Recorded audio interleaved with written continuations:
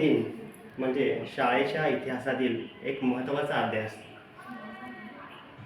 वर्धापन दिन म्हणजे शाळेच्या प्रगतीचा, उन्नतीचा एक पुरावा असतो असं म्हणायला काही हरकत नाही.